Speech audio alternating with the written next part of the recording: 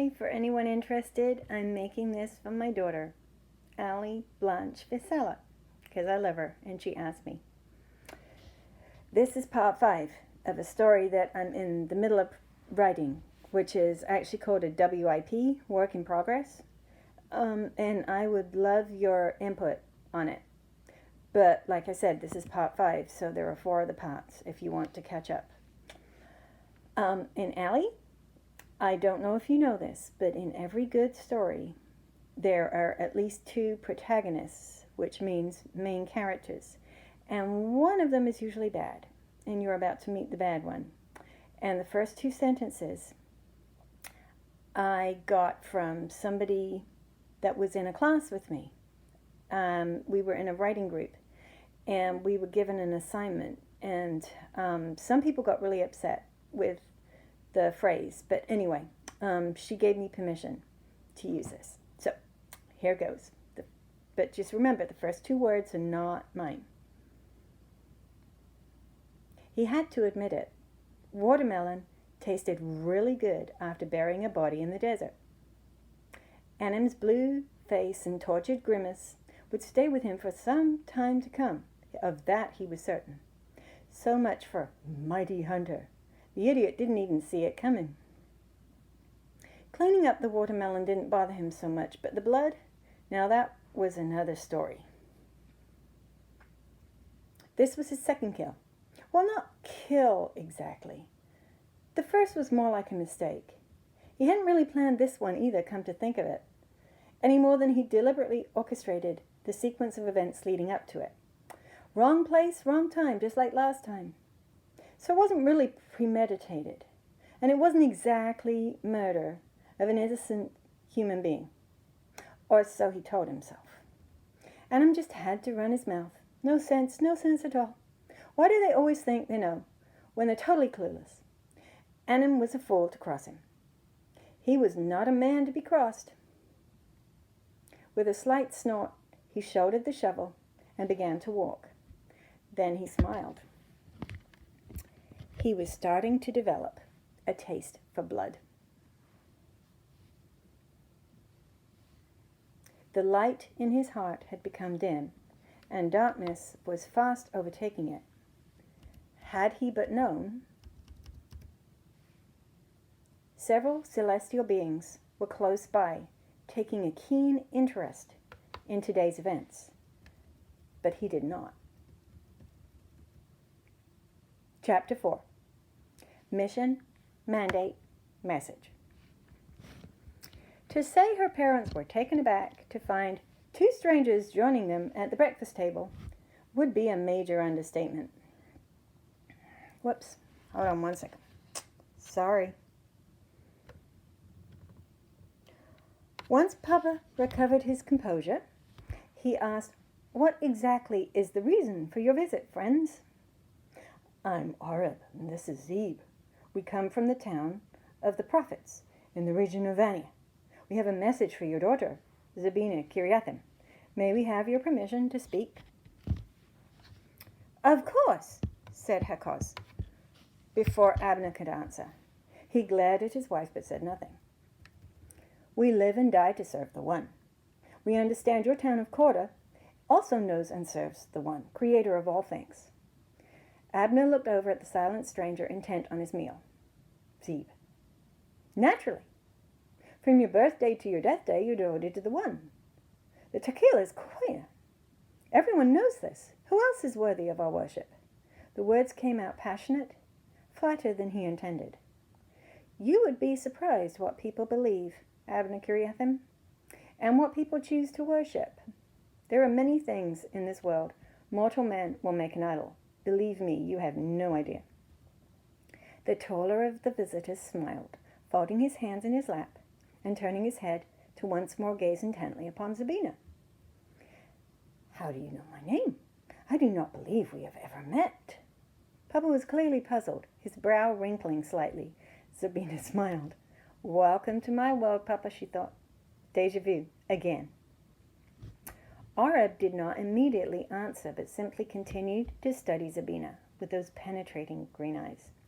"We are not clear exactly what we can do for you," Hakaz urged urgently. Her husband, like most men in Carter, gave his wife the liberty to speak her mind. Her husband, unlike most men in Carter, gave his wife the liberty to speak her mind freely. Many did not agree, but there it was. Abner ruled his house as he saw fit, and being a member of the inner council, he had the right to give freedoms or withhold them as he so chose. It is not what you can do for us, and it is not for us, Oreb responded after a slight pause. Mission, mandate, message, must be told, the shorter man mumbled again. You said that earlier, but I still do not understand. Abner frowned again. As my fellow prophet quite rightly says, we do indeed have a mission, given to us by the One. Only it's not our mission. Our assignment is simply to offer the mission. To you, Zebina Kirathim. She jumped at the mention of her name again. Why do you have to talk in such riddles? Exasperated words betrayed her. She had no clue what they were trying to say, and anyway, they obviously had the wrong girl. She needed to set them straight. Muzzle your mouth, child! Hakaz snapped, clearly outraged at her daughter's lack of decorum, not to mention respect. Honor your elders! The traditional Carter rebuke for a 2-year-old was not lost upon Sabina. Oreb intervened. Quite understandable, I assure you, Hakaz Kirathim. This is unexpected. I take not her words to heart. His smile was becoming broader by the minute. I myself was called by the One at a young age, he continued, and I was just as impetuous. I know your dilemma well. Let me be clear. We have come from the town of the prophets to bring you, Zebina, a message from the One, the Most High, creator of all things. And Zebina spoke the only response that came to mind. Hakaz threw her a warning look in her direction. We have been sent by the One to tell you of his plan for you. It comes in 3 parts. Your mission... Okay, missed it. Sorry. Your mission, should you choose to accept it. You have been chosen, above all other mortals, to tell of the One as you walk through his land. His hand is upon you, and your mouth shall sing his praise, if you permit it. Your mandate. He has anointed you, Zebina Kirathim, to be his prophet to the nations, an ambassador to a hurting world that he created. Perfect. Your message. He desires you to publish abroad the message of his love and forgiveness, to proclaim his goodness, his mercy, to tell of his wondrous deeds to the children of men, so they may see the errors of their ways, repent in humility, and turn to him in sincerity and truth. He prizes above all things the hearts of men. He desires this to be told. He took a breath and leaned forward. It is a great honor. You do realize this, do you not? Dang. There we go.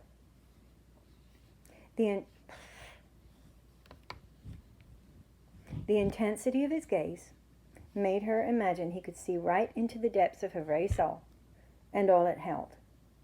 Zebina suspected nothing could be hid from those penetrating green eyes. You've got to be kidding. She regretted such impulsive words, even as they left her mouth. Oreb ignored them, determined to make his point. There are many things mortal men choose to believe, young one. You have no idea, but you will soon find out, he whispered. You have been appointed to share his message with all you meet, and to pray that the One will reveal himself to his wayward children. But I cannot. I'm barely 15. I'm a girl, not even chosen yet. I am not graduated to womanhood or childbirth. Girls do not do such things. They cannot. Leave home and go wandering through unknown lands, facing lions and tigers and bears and who knows what else? So not happening. You misunderstand your culture here, or you would not say such things.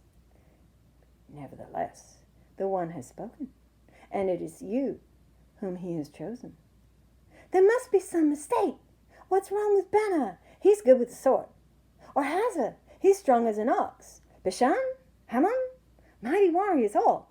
Even Ami would go. But me? She broke down in tears. I'm not my brother. Zebulun is dead. He was the brave leader. You've got the wrong twin. With that, Sabina leapt to her feet. and fled from the house.